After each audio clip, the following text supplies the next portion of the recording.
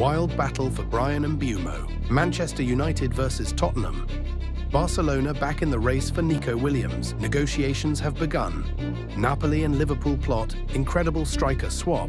Sensational Neymar return to Europe. All of this and more in today's episode. Fierce battle for Bryan Mbeumo. Manchester United versus Tottenham. The Red Devils are confident in signing Mbeumo, despite strong interest from the Spurs. Manchester United has already made a £55 million offer, but Brentford rejected it, expecting no less than £60 million. Tottenham, in turn, raised the stakes, offering £70 million for Mbeumo, which could change the course of negotiations. Despite this, Mbeumo himself prefers a move to Manchester United, as he has already agreed to personal terms with the club. However, the Spurs are not giving up. New head coach Thomas Frank, who worked with Mbeumo at Brentford, wants to see him in his team. Who will win this transfer duel, United or Tottenham? Barcelona is back in the race for Nico Williams. Williams' agent met with Barcelona representatives after 2 rounds of negotiations with Bayern Munich. The player is open to a move to the Catalan club this summer. Barcelona has offered Williams a salary of €12 million per year, and he is ready to accept it, which is the same amount the club offered him last year. However, Bayern is not giving up, and the German club is ready to activate his €58 million release clause. But Williams' salary demands could be an obstacle. He wants to receive €20 million per year, which would make him one of the highest-paid players in the Munich squad. In parallel, Barcelona is actively working on the transfer of Luis Diaz, who remains the Catalans' priority target, to strengthen their attack. Liverpool initially refused to sell Diaz, but is now open to negotiations. The deal is expected to gain momentum next week, as Diaz is not part of Arne Slot's starting plans. The Catalans want to sign Diaz to move Rafinha to a central attacking role, and the Colombian himself is ready for the move. However, Barcelona's financial difficulties could complicate the deal, as Liverpool values Diaz at €80 to €85 million, and the Catalans are not yet ready to pay that amount.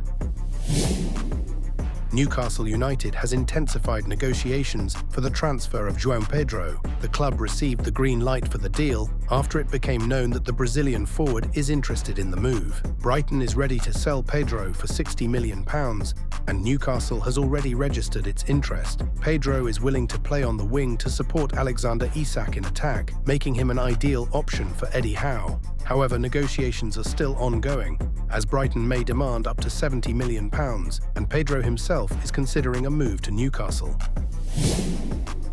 Napoli is actively working on the transfer of Darwin Núñez, and discussions are going in 2 directions: a direct transfer or a swap for Victor Osimhen. According to MSN, Antonio Conte is crazy about Núñez and wants him in his team. The club has already held talks, and Liverpool is ready to sell the Uruguayan, but wants to recoup most of the €85 million spent on his transfer. A swap for Osimhen seems like a logical option for both clubs, as Napoli would get the striker Conte desperately wants, and Liverpool would get a prolific forward who could become a new attacking leader. If the clubs agree to a direct swap, Liverpool would likely pay an additional €5 to €10 million to compensate for the difference in player valuations. As for Osimhen, his departure from Napoli is inevitable, as he had a falling out with the management last summer over a failed transfer to Chelsea. In addition, Napoli is in talks to sign Federico Chiesa, who wants to return to Serie A after an unsuccessful season at Liverpool. The Neapolitans are considering a 6-month loan with an option to buy, but Liverpool has not yet agreed to all terms. Monaco is actively working to finalize the transfers of Paul Pogba and Ansu Fati. Negotiations are already in their final stages. Pogba has received an official offer from Monaco, a 2-year contract until 2027. The French midfielder is ready to return to football after an 18-month doping ban. Fati is close to leaving Barcelona, and Monaco wants to secure a loan with an option to buy for €20 million. The club is expected to complete both deals in the coming days to strengthen the squad before the start of the Champions League. FIFA is facing difficulties selling tickets for the Club World Cup in the USA, and the organization is resorting to unconventional methods to fill the stands. The opening match between Inter Miami and Al Ahly will take place on June 14th at Hard Rock Stadium, which has a capacity of 65,000 spectators. However, according to The Athletic, FIFA has so far failed to sell even 20,000 tickets. To boost sales, FIFA has significantly lowered prices from $230 to $55, and Miami Miami-Dade college students were offered a promotion. Buying a ticket for $20, they get 4 more for free. FIFA President Gianni Infantino is confident that the stadiums will be filled, but he did not specify the exact number of tickets sold. Do you think FIFA can create real excitement around the tournament? Fenerbahçe is making a sensational attempt to sign Neymar. The Istanbul club has offered the Brazilian a 1+1 contract, 1 year guaranteed with an option to extend for another season. Neymar is currently playing for Santos, and his contract runs until the end of 2025. However, he has a special option that allows him to move to a European club for free this summer if he wishes. Fenerbahçe is in active negotiations, but Aston Villa and Marseille are also making offers. Do you think Neymar will return to Europe or stay in Brazil? Also, Fenerbahçe is not stopping there and has made an offer for the transfer of Kyle Walker from Manchester City after his return from loan at Milan. The English defender is not part of Pep Guardiola's plans, and his departure from the club was decided several months ago. Fenerbahçe is negotiating with Walker's agent, and the player himself is demanding a 2-year contract. Manchester City will not hinder the transfer if Walker agrees to personal terms with the Turkish club.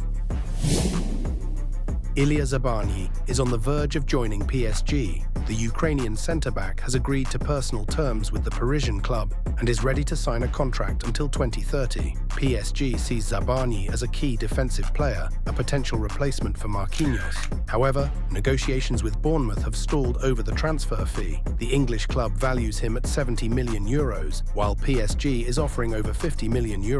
Negotiations have been ongoing since June 3rd, and PSG hopes to finalise the deal soon.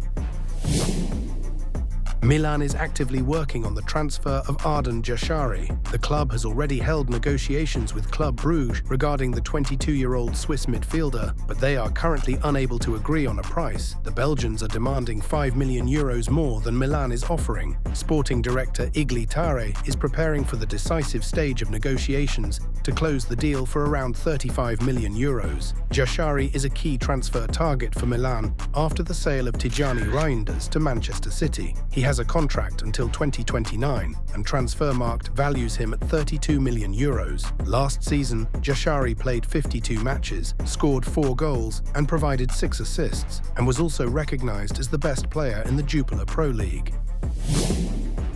Toni Kroos compared the state of discipline at Real Madrid and Barcelona. With Flick, some players were left out of the squad because they were late for training. This happened repeatedly at Barca. These are different philosophies. At Real Madrid, they just laughed about it. Often you didn't know who was late, a player or a coach. It's a different mentality, not to put a player on the field because he was 5 minutes late. These are just different approaches. Both have the right to exist. You could say Flick's approach is typical for Germany, Kroos said. I think the lack of discipline creates chaos, but you also need to maintain a certain balance here. What do you think? That's it for now. Don't forget to like, subscribe, and share this video. Keep watching for more football action and have a wonderful day.